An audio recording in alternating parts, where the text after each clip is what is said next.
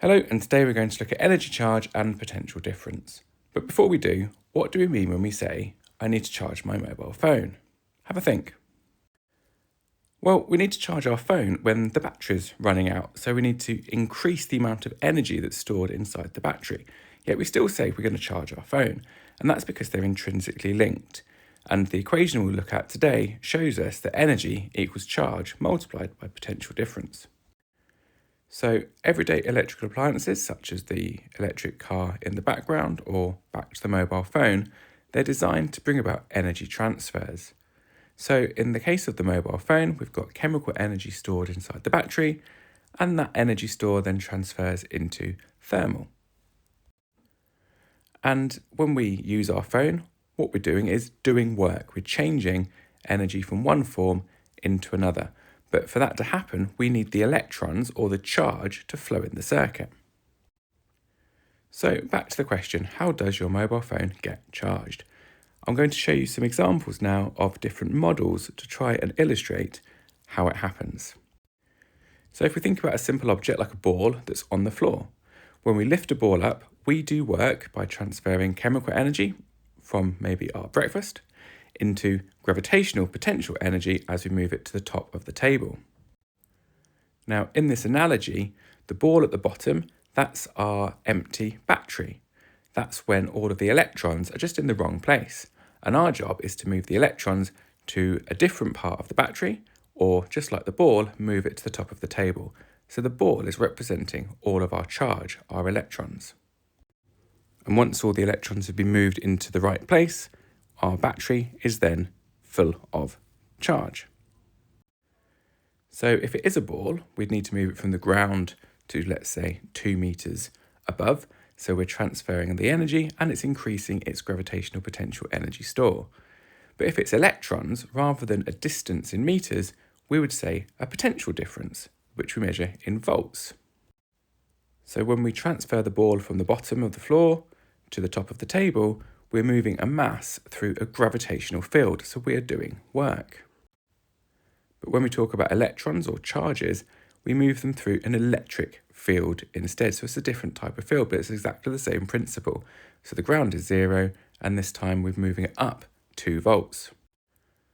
And of course, if we want to increase the amount of energy, we can just move the ball higher up, or in the case of electrons, we can move it from 0 to 4 volts. But either way, whether it's from 0 to 2 volts or 0 to 4 volts, when we move a charge through an electric field, we are again doing work. So there's an energy store to be used. We can also have a bigger mass or a bigger ball. So if we move that higher up, we're again transferring more energy into gravitational potential energy.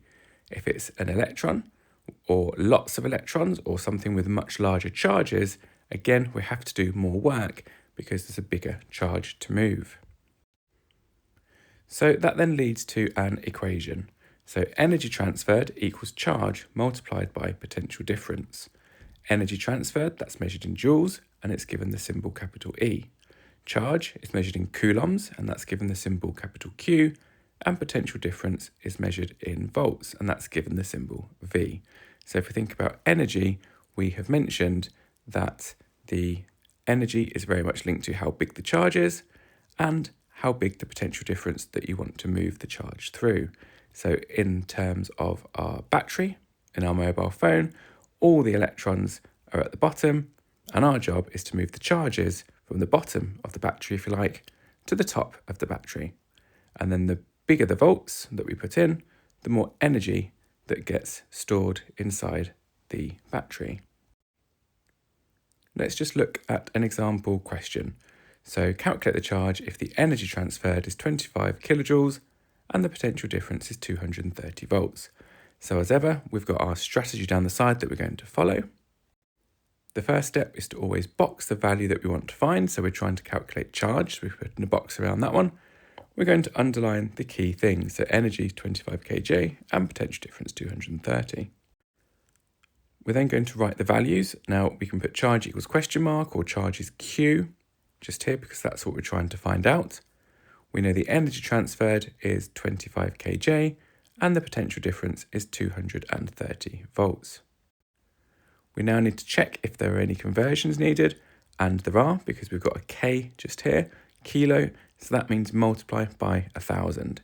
So 25 kJ is the same as 25,000 joules. We're then going to write the equation down that we're going to use. So energy transferred equals charge times potential difference. And then directly underneath energy transferred, we're going to write 25,000 joules because that's our energy. Under charge, we can write a question mark or a Q, or just write the word charge because that's the thing we're trying to find out.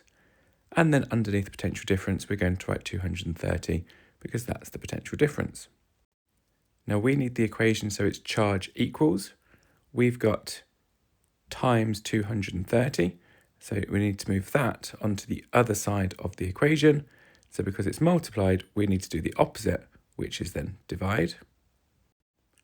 So then 25,000 divided by 230 gives us our answer.